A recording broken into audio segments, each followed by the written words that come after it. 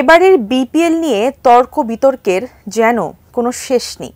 রংপুর রাইডার্সের বিপক্ষে এক ম্যাচে তামিম ইকবালের জিদ, অন্যদিকে ঢাকার ক্যাপিটালসের ম্যাচে সাব্বির রহমানের ফেক ফিল্ডিং। সব মিলিয়ে বর্তমান বিপিএলে চলছে আলোচনা সৃষ্টির এক ভিন্ন প্রতিযোগিতা। সেই ধারাবাহিকতায় 19 জানুয়ারি চিটাগং কিংস ও ফরচুন বরিশালের ম্যাচেও সৃষ্টি হয় নতুন এক বিতর্কের। বিস্তারিত ইশতিয়াক হোসেনের প্রতিবেদনে। Fuller. But fielder does really well here. Tamim Iqbal and running since David Malan hit that one. Chittagong Kings বনাম ফরচুন বরিশালের ম্যাচ ঘিরে আবারও আলোচনার কেন্দ্রবিন্দুতে তামিম ইকবাল।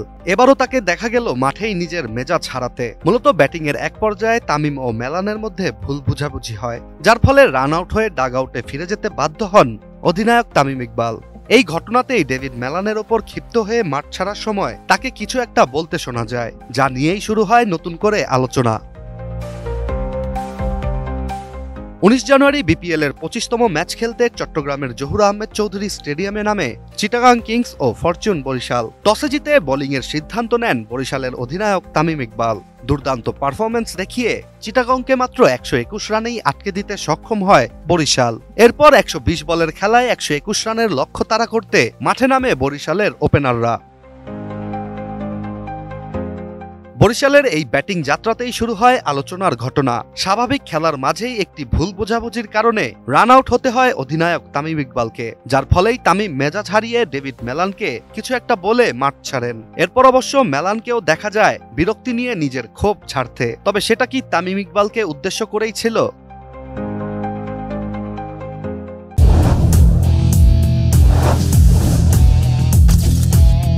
খেলার ভিডিও ফুটেজ বিশ্লেষণ করে দেখা যায় ডেভিড মেলানের ভুলের কারণেই তামিম ইকবালকে আউট হতে হয়। তবে এ বিষয়ে দুই খেলোয়াড়ের মাঝে কোনো একটা দ্বন্দ্ব চলছে বলে যে বিতর্ক সৃষ্টি হয়েছে সেটি পরিষ্কার করতেই এবার নিজের সামাজিক যোগাযোগ মাধ্যমে একটি পোস্ট দিয়েছেন ফরচুন বরিশালের অধিনায়ক তামিম ইকবাল।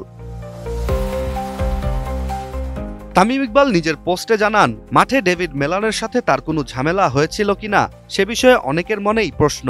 তবে মেলানের সাথে তামিম ইকবালের কিছুই হয়নি বলে পরিষ্কার শব্দে লিখে জানিয়েছেন বরিশালের তারকা তামিম ইকবাল। তিনি আরও জানান, মাঠের খেলায় এমন অনেক কিছুই হয়ে থাকে, আর টিভিতে মেলানের যে দৃশ্য দেখে আলোচনার সৃষ্টি হয়েছে তা মূলত মেলান চিটাগং কিংসের একটি খেলোয়াড়কে উদ্দেশ্য করে বলেছিলেন, তামিম ইকবালকে নয়।